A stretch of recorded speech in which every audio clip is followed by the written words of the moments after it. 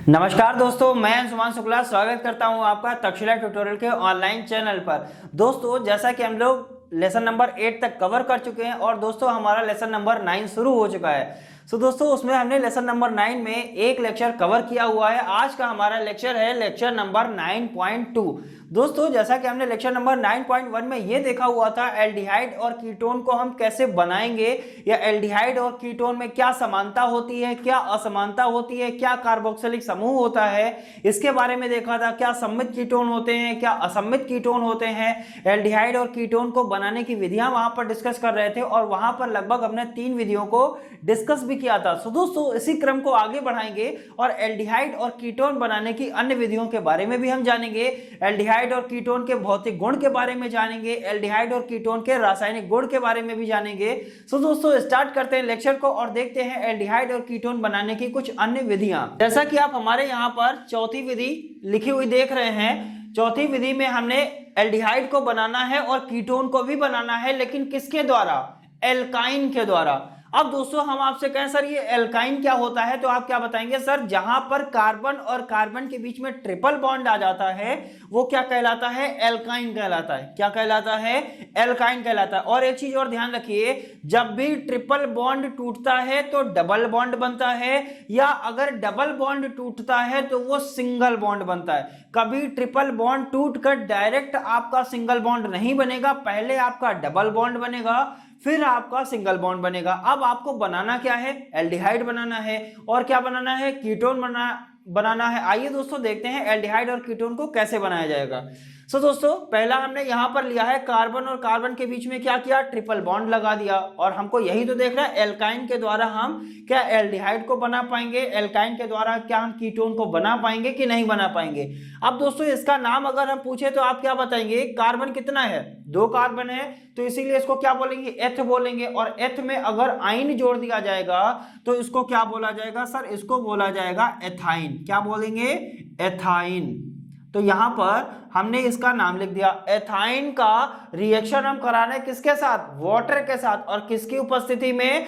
तन सल्फ्यूरिक अम्ल और HgSO4 यानी मर्क्यूरस सल्फेट बोलते हैं। Hg को मरकरी बोलते हैं, SO4 को क्या बोलते हैं? सल्फेट बोलते हैं। तो इसको क्या बोलेंगे? Mercurous sulphate. तो एथाइन रिएक्शन करेगा H2O के साथ, तन सल्फ्यूरिक अम्ल और HgSO4 के साथ में रिएक्शन करेगा।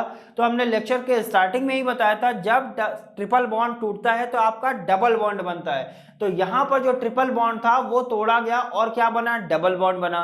जब कार्बन और कार्बन के बीच में डबल बॉन्ड बना तो इसके साथ आपको क्या मिल गया? एल्कोहल मिल गया। क्यों मिल गया? क्योंकि आपको पता है H2O किसमें किसमें टूटता है? H into OH में टूटता है। तो ये वाला OH क्या हो जाएगा? इसके साथ में ऐड हो जाएगा। ठीक है। अब यहां से क्या होगा? सर बाकी आपको क्या करना है? हाइड्रोजन को कंप्लीट करना है। जरा देखिए, 1 हाइड्रोजन, 2 हाइड्रोजन और 2 हाइड्रोजन, 4 हाइड्रोजन है कि नहीं है?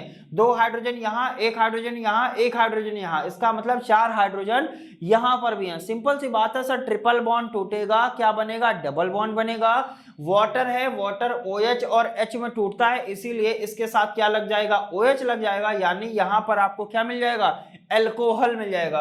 और कार्बन के बीच में डबल बॉन्ड लग जाएगा। बाकी हाइड्रोजन आप कंप्लीट ही कर सकते हैं। सो दोस्तों यहां पर जब हाइड्रोजन कंप्लीट हो गया, OH बन गया, अब इस यौगिक को बोलते हैं बेटा माध्यमिक यौगिक। क्या बोलते हैं? माध्यमिक यौगिक। यानी सबसे पहले ट्रिपल बॉन्ड टूटता है, माध्यमिक यौगिक क्यों बोला गया? क्योंकि हमने बोला सर ट्रिपल बॉन्ड से कभी भी डायरेक्ट आपको सिंगल बॉन्ड नहीं मिलेगा। आप जब ट्रिपल बॉन्ड को तोड़ेंगे तो पहले डबल बॉन्ड मिलेगा। जो डबल बॉन्ड वाला होता है उसे हम कहते हैं माध्यमिक यौगिक, और उसके बाद जो मिलेगा वो हम कहते हैं, उसे हम उत्पाद कहते हैं। सो यहाँ पर आपको क्या मिला? माध्यमिक यौगिक। और माध्यमिक यौगिक के बारे में, माध्यमिक यौगिक के रूप में आपको क्या मिला? Vinyl alcohol. इसको बोला जाता है वाइनिल एल्कोहल बोलते हैं। अब इससे आपको क्या मिलेगा? एसिटल्डिहाइड मिलेगा। और CHO क्या होता है? आपका एल्डिहाइड होता है। और एसिटल्डिहाइड क्यों बोला? क्योंकि यहाँ पर हमने क्या लगा दिया? CH3 लगा दिया। या आप अगर इसको ध्यान से समझिए तो ये RCHO ही तो है, और इसे ही तो एल्डिहाइड बोलते हैं। और हमको क्या पता चल गया? सर हम एल्काइन के द्वारा एल्डिहाइड को प्राप्त कर सकते हैं। कैसे प्राप्त करेंगे? पहले हम ट्रिपल बॉन्ड को तोड़ेंगे, यानी एथाइन लेंगे। एथाइन का ट्रिपल बॉन्ड टूटेगा, डबल बॉन्ड बनेगा, एक माध्यमिक यौगिक मिलेगा, और इसके बाद हमको क्या मिल जाएगा? एल्डिहाइड मिल जाएगा। 4 हाइड्रोजन यहाँ हैं, 3 हाइड्रोजन और 1 हाइड्रोजन, 4 हाइड्रोजन यहाँ है, कार्बन यहाँ कितने हैं, 2 है, 2 कार्बन हो गया, ऑक्सीजन कितना है, 1 ऑक्सीजन है, 1 ऑक्सीजन हो गया। तो आपको क्या मिल गया, जब CH3 के साथ CHO लगा होता है तो इसे क्या बोलते हैं, एसिटाल्डिहाइड बोलते हैं। सो दोस्तों उम्मीद करते हैं पहली रिएक्शन क्लियर हो गई होगी। बढ़ते हैं सेकंड रिएक्शन की तरफ। अब हम प्राप्त करना है कीटोन। कीटोन में भी बात वही है सर, कीटोन में क्या ध्यान रखना है सर, कम से कम 2 एल्किल ग्रुप होने चाहिए। तो इसके लिए हम क्या करेंगे, यहां पर 3 कार्बन की श्रृंखला लेंगे और इनके बीच में हमने क्या कर दिया, ट्रिपल बॉन्ड। फिर वही कहानी है सर, ट्रिपल बॉन्ड टूटेगा, डबल बॉन्ड बनेगा, डबल बॉन्ड बनने के बाद क्या बनेगा, माध्यमिक यौगिक बनेगा। और HOH जब टूटता है तो OH और H में टूटता है तो यहां पर क्या लग जाएगा, OH लग जाएगा। बाकी जब आप कार्बन और कार्बन के बीच में डबल बॉन्ड बनाएंगे तो हाइड्रोजन आप ऑटोमेटिक कंप्लीट कर लेंगे, क्योंकि एक कार्बन 4 ही बॉन्ड बनाता है। तो यहां पर 3 बॉन्ड और 1 बॉन्ड, 4 बॉन्ड। यहां पर देखिए जरा, 1 बॉन्ड और 2 बॉन्ड और 3 बॉन्ड, 1 सेकेंड, हाँ 1 बॉन्ड, 2 बॉन्ड, 3 बॉन्ड और 1 बॉन्ड ये है, 4 बॉन्ड ये वाला कार्बन बना रहा है। यहां पर जरा देखिए, इस कार्बन के पास 2 बॉन्ड यहां है और 2 हाइड्रोजन के साथ जुड़ा है, इसका मतलब 2 बॉन्ड वहां पर बनाएगा, 4 बॉन्ड ये वाला कार्बन भी बना रहा है। ट्रिपल बॉन्ड टूटा, डबल बॉन्ड बना, क्या कहलाया, माध्यमिक यौगिक कहलाया। इससे हमको क्या प्राप्त करना है, कीटोन। इसका मतलब OH का हमको H हटाना है, और H कब हटेगा सर, ये जब फिर से बॉन्ड टूटेगा तब आपको क्या मिल जाएगा, यहां पर ये वाला बॉन्ड इसके साथ जुड़ जाएगा और आपको बीच में क्या मिल जाएगा, कीटोन मिल जाएगा। अब इसको क्या हम RCOR लिख सकते हैं कि नहीं लिख सकते हैं, क्यों लिख सकते हैं, क्योंकि ये एल्किल ग्रुप और ये वाला एल्किल ग्रुप दोनों क्या हैं, समान है, इसीलिए इसको क्या बोलते हैं, सममित कीटोन बोलेंगे। क्या बोलेंगे, सममित कीटोन। और CO को क्या बोलते हैं, कार्बोनिल समूह बोलते हैं। तो एल्काइन अर्थात ट्रिपल बॉन्ड के द्वारा आप एल्डिहाइड भी प्राप्त कर सकते हैं, ट्रिपल बॉन्ड के द्वारा आप कीटोन भी प्राप्त कर सकते हैं। सो दोस्तों उम्मीद करते हैं ये रिएक्शन आपको अच्छे से समझ में आई होगी। बढ़ते हैं नेक्स्ट रिएक्शन की तरफ। सो दोस्तों बात करते हैं हमारी नेक्स्ट विधि यानी 5th विधि क्या है, बनाना है हमको क्या, एल्डिहाइड और कीटोन। और देखते हैं हमारी अगली विधि क्या है, नाम है स्टीफेन अभिक्रिया। दोस्तों आपके लिए इंपॉर्टेंट रिएक्शन है स्टीफेन अभिक्रिया। क्या होती है स्टीफेन अभिक्रिया, सिंपल सी बात है सर, आपको क्या लेना है, मेथिल साइनाइड, या आप ऐसा समझ सकते हैं ये क्या है आपका R है, ये क्या है, साइनाइड है, तो इसको क्या बोल सकते हैं, alkyl cyanide. Alkyl cyanide SnCl2 और HCl तथा ईथर की उपस्थिति में क्या देता है, एल्डिमीन स्टैनिक क्लोराइड। ये जो एल्डिमीन स्टैनिक क्लोराइड होता है, इसका अगर भाप आसवन करा दिया जाए, यानी H2O के साथ इसका भाप आसवन करा दिया जाए, तो हमको क्या मिल जाएगा, एल्डिहाइड मिल जाएगा। इसको क्या लिख सकते हैं, RCHO लिख सकते हैं कि नहीं, ये क्या हो गया, R हो गया, CHO मतलब एल्डिहाइड। सिंपल सी बात है सर, स्टीफेन अभिक्रिया जो है आपकी वो क्या है, एल्किल साइनाइड जो होता है वो SnCl2 HCl और ईथर की उपस्थिति में क्या देता है, एल्डिमीन स्टैनिक क्लोराइड देता है। और अगर इसका भाप आसवन करा देते हैं तो हमको क्या मिल जाता है, एल्डिहाइड मिल जाता है। और दोस्तों ध्यान रखने वाली ये बात है, स्टीफेन अभिक्रिया के द्वारा कीटोन नहीं बनाए जाते हैं, यानी स्टीफेन अभिक्रिया के द्वारा आपका कीटोन नहीं बनता है, बल्कि स्टीफेन अभिक्रिया के द्वारा केवल और केवल एल्डिहाइड ही प्राप्त होते हैं। सो दोस्तों उम्मीद करते हैं स्टीफेन अभिक्रिया के द्वारा एल्डिहाइड कैसे बनाया जाएगा आपको क्लियर हो गया होगा। करना क्या है सर, एल्किल साइनाइड किस में कन्वर्ट होगा, एल्डिमीन स्टैनिक क्लोराइड में कन्वर्ट होगा। इसका क्या कराया जाएगा, भाप आसवन कराएंगे तो हमको तुरंत क्या मिल जाएगा, एल्डिहाइड मिल जाएगा। और इसको क्या बोलते हैं, एसिटाल्डिहाइड बोलते हैं कि नहीं, CH3CHO को एसिटाल्डिहाइड कहा जाता है। और स्टीफेन अभिक्रिया के द्वारा आपका कीटोन नहीं बनाया जाता है। बढ़ते हैं अगली बनाने की विधि की तरफ। बात करते हैं हमारी अगली विधि है रोजन-मुंड अभिक्रिया। कौन सी अभिक्रिया है, रोजन-मुंड अभिक्रिया, या इसको हम अपचयन अभिक्रिया भी कहते हैं। सो दोस्तों रोजन-मुंड अभिक्रिया क्या है और किस लिए इंपॉर्टेंट है, आइए दोस्तों इसको भी जानने की कोशिश करते हैं। आखिरकार रोजन-मुंड अभिक्रिया और स्टीफेन अभिक्रिया क्यों इंपॉर्टेंट है। रोजन-मुंड अभिक्रिया कहती है सर ये क्या है, एल्किल है, इसको कार्बोनिल बोलते हैं, इसको क्लोराइड बोलते हैं, यानी इसका नाम क्या हो गया सर, इसको बोलते हैं alkyl carbonyl chloride, alkyl carbonyl chloride. और ये रिएक्शन किसके साथ कर रहा है, हाइड्रोजन के साथ, किसकी उपस्थिति में, पैलेडियम और बेरियम सल्फेट। Ba मतलब बेरियम, SO4 मतलब सल्फेट, Pd मतलब पैलेडियम।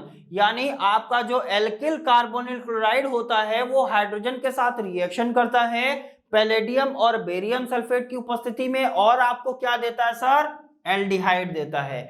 और यहां से बाहर क्या हो जाता है सर, HCl बाहर हो जाता है। यहां से H क्या होगा, Cl के साथ बाहर हो जाएगा और एक H क्या हो जाएगा, यहां पर ऐड हो जाएगा, तभी क्या मिल जाएगा, RCHO मिल जाएगा और HCl बाहर हो जाएगा। तो ये कौन सी अभिक्रिया है, रोजनमुंड अभिक्रिया।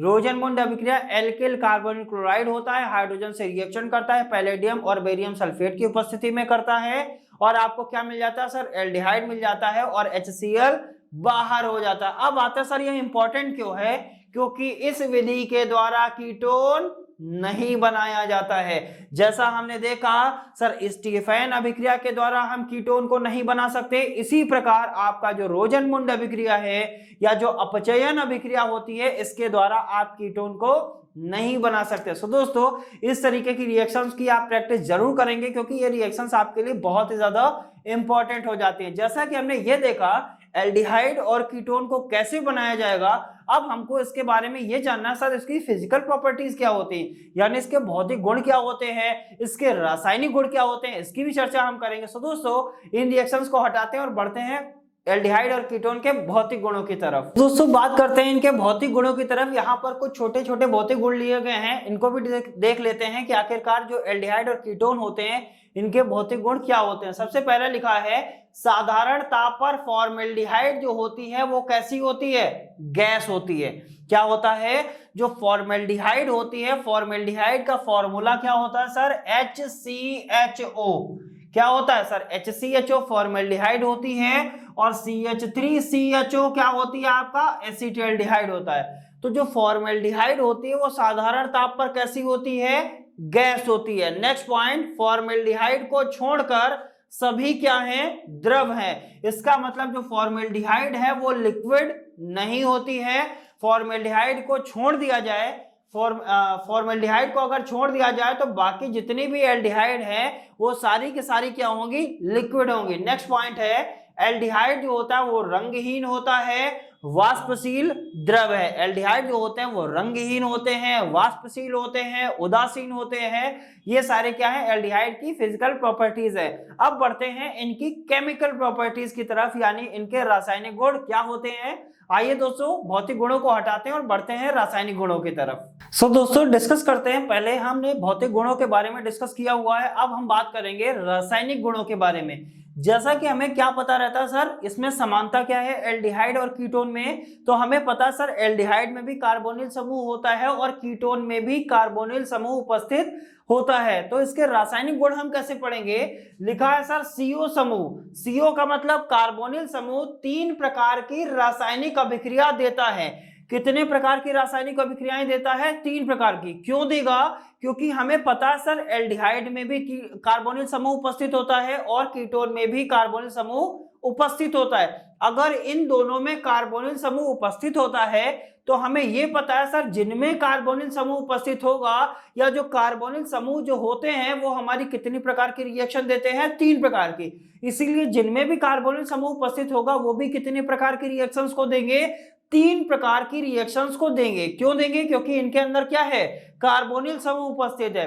एल्डिहाइड और कीटोन दोनों में कार्बोनिल उपस्थित है, इसीलिए वो भी क्या करेगा, 3 प्रकार की रिएक्शन देगा। पहले प्रकार की रिएक्शन का नाम होता है सर अपचयन अभिक्रिया। कौन सी अभिक्रिया होती है, अपचयन अभिक्रिया। अपचयन का मतलब यहां पर है सर हाइड्रोजन से रिएक्शन होगा। दूसरे प्रकार की अभिक्रिया कौन सी होती है, या तो वो योगात्मक अभिक्रिया देगा या कौन सी रिएक्शन देगा, योगात्मक विलोपन अभिक्रिया, यानी कुछ जुड़ेगा और कुछ विलुप्त हो जाएगा। ये क्या होगी, योगात्मक विलोपन अभिक्रिया। इसका मतलब सर कार्बोनिल समूह उपस्थित होने के कारण एल्डिहाइड और कीटोन अपचयन अभिक्रिया को देंगे, योगात्मक अभिक्रिया को देंगे और योगात्मक विलोपन अभिक्रिया को देते हैं। तो यहां पर दोस्तों इस लेक्चर में हम केवल अभी अपचयन अभिक्रिया की बात करेंगे, जिसमें हमने यहां पर केवल कुछ अपचयन अभिक्रियाएं ली हैं। बची हुई अपचयन अभिक्रियाएं और जो बची हुई योगात्मक अभिक्रियाएं होंगी या जो योगात्मक विलोपन अभिक्रियाएं होंगी वो आगे के नंबर ऑफ लेक्चर्स में हम आपको बहुत ही अच्छी तरीके से कवर कराएंगे। सो दोस्तों पहले हम डिस्कस करते हैं अपचयन अभिक्रिया। क्यों दे रहा है? क्योंकि एल्डिहाइड और कीटोन दोनों में कार्बोनिल समूह उपस्थित होता है, इसीलिए। तो यहां पर हमने ले लिया एल्डिहाइड। क्यों लिया? क्योंकि एल्डिहाइड का ही रासायनिक गुण हम पढ़ रहे हैं। तो एल्डिहाइड क्या करेगा? अपचयन का मतलब क्या है सर? हाइड्रोजन से रिएक्शन करेगा। तो यहां पर हमने लिया सर ये एल्डिहाइड, एल्डिहाइड की रिएक्शन करा रहे हैं हाइड्रोजन के साथ, और निकिल और पैलेडियम की उपस्थिति में या तो निकिल उत्प्रेरक होगा या पैलेडियम उत्प्रेरक होगा। अगर इन दोनों में से कोई एक उपस्थित है तो एल्डिहाइड जब उसका अपचयन होगा तो वो किस में कन्वर्ट हो जाएगा? RCH2OH को हम क्या बोलते हैं? कई बार हमने बताया सर, इसको बोलते हैं प्राथमिक एल्कोहल। अब दोस्तों यहां से आपको समझ में आ रहा होगा सर, जब आपने बनाया था तब भी आपने ये कहा था। जी सर आप यहां पर ये कहेंगे कि यहां पर जब हमने प्राथमिक एल्कोहल से ही हमने बनाया था एल्डिहाइड को, यहां से रासायनिक गुण भी आपको मिल गया। सर एल्डिहाइड प्राथमिक एल्कोहल बनाता है, या आप ऐसा कह लीजिए प्राथमिक एल्कोहल क्या बनाता है? एल्डिहाइड बनाता है। बात एक ही है, प्राथमिक एल्कोहल से हमने क्या किया था? एल्डिहाइड को बनाया था। और सेकेंडरी एल्कोहल से क्या किया था? हमने क्या बनाया था? कीटोन बनाया था। और कब बनाया था? जब हमने विहाइड्रोजनीकरण किया था। यही तो किया था कि नहीं किया था? तो यही किया हुआ था। तो यहां से हमने क्या देखा सर, ये जो एल्डिहाइड होता है अगर इसका अपचयन कर दिया जाए, वहां पर विहाइड्रोजनीकरण कर रहे थे। क्यों कर रहे थे? क्योंकि वहां पर हम हाइड्रोजन को निकाल रहे थे, और यहां पर क्या कर रहे हैं? हम हाइड्रोजन को ऐड कर रहे हैं। ऐड का मतलब उसका अपचयन करा रहे हैं, उसकी हाइड्रोजन से रिएक्शन करा रहे हैं। जब एल्डिहाइड हाइड्रोजन से रिएक्शन करेगा तो आपको क्या देगा? प्राथमिक एल्कोहल देगा। और इसी प्रकार जो कीटोन होगा अगर आप उसका अपचयन करा देंगे तो वो क्या दे देगा?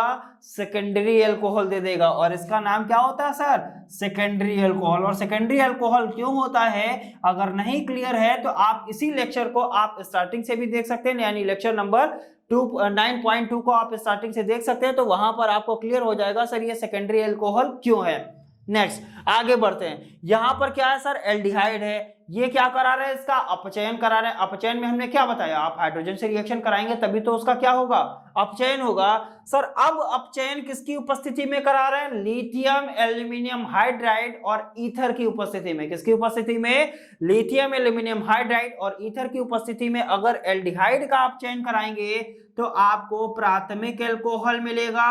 और अगर आप कीटोन का लिथियम एल्यूमिनियम हाइड्राइड की उपस्थिति में रिएक्शन कराएंगे या अपचयन कराएंगे तो आपको क्या मिल जाएगा? सेकेंडरी एल्कोहल मिल जाएगा। सिंपल सी बात है। पहले हमने निकिल या पैलेडियम पर आपका अपचयन कराया, फिर हम अपचयन करा रहे हैं लिथियम और एल्यूमिनियम हाइड्राइड, लिथियम और एल्यूमिनियम हाइड्राइड और ईथर की उपस्थिति में। अगर आप एल्डिहाइड का कराएंगे तो प्राथमिक एल्कोहल मिलेगा, कीटोन का कराएंगे तो सेकेंडरी एल्कोहल मिलेगा। सेकेंडरी एल्कोहल क्यों मिला? क्योंकि यहाँ पर एल्किल ग्रुप कितने हैं? 2। और सेकेंडरी में हमने क्या बताया था सर? ऐसा कार्बन जिसके साथ डायरेक्ट 2 एल्किल ग्रुप जुड़े हों क्या कहलाएगा? सेकेंडरी कहलाएगा। तो इस प्रकार से हमने ये 2 रिएक्शंस बहुत ही अच्छी तरीके से कवर कर लिया। बढ़ते हैं नेक्स्ट रिएक्शन की तरफ। रिएक्शन नेक्स्ट वही है सर, एल्डिहाइड का आप क्या करा रहे हैं? अपचयन। NaBH4 sodium boron hydride, sodium boron hydride और ETOH को बोलते हैं एथिल एल्कोहल या एथेनॉल भी बोल सकते हैं। यानी इसको हम C2H5OH लिखें या ETOH लिखें, बात एक ही है। तो एल्डिहाइड का जब आप अपचयन कराएंगे तो आपको क्या मिलेगा? प्राथमिक एल्कोहल। और अगर आप कीटोन का अपचयन कराएंगे तो आपको क्या मिलेगा? Secondary alcohol. तो यहां पर आपको मिला है सर प्राइमरी एल्कोहल, और नीचे जब आपने कीटोन का अपचयन कराया तो आपको क्या मिला? Secondary alcohol. सो दोस्तों उम्मीद करते हैं अपचयन अभिक्रिया आपको अच्छी तरीके से क्लियर हो गई होगी। अभी तक हमने जो भी रिएक्शंस डिस्कस की हैं इन सभी चीजों का आपको डिटेल नोट्स मिल जाएगा। और वो नोट्स कहाँ मिलेगा? जैसा सभी को डायलॉग याद है कि वो नोट्स आपको मिलेंगे डिस्क्रिप्शन बॉक्स में, जाएंगे नीचे लिंक दिया है, लिंक पर जाएंगे, क्लिक करेंगे, PDF को डाउनलोड करेंगे, नोट से पढ़ाई जरूर करेंगे। तो दोस्तों उम्मीद करते हैं अपचयन अभिक्रियाएं, हमने यहां पर जो 3 अपचयन अभिक्रियाएं डिस्कस की हैं इसकी आप प्रैक्टिस करेंगे, पीछे की रिएक्शंस की भी प्रैक्टिस करेंगे। आगे की जो अपचयन अभिक्रियाएं होंगी वो हम नेक्स्ट लेक्चर में कवर करेंगे। सो दोस्तों आज के लेक्चर में इतना ही, मिलेंगे नेक्स्ट लेक्चर में, तब तक के लिए बहुत बहुत धन्यवाद।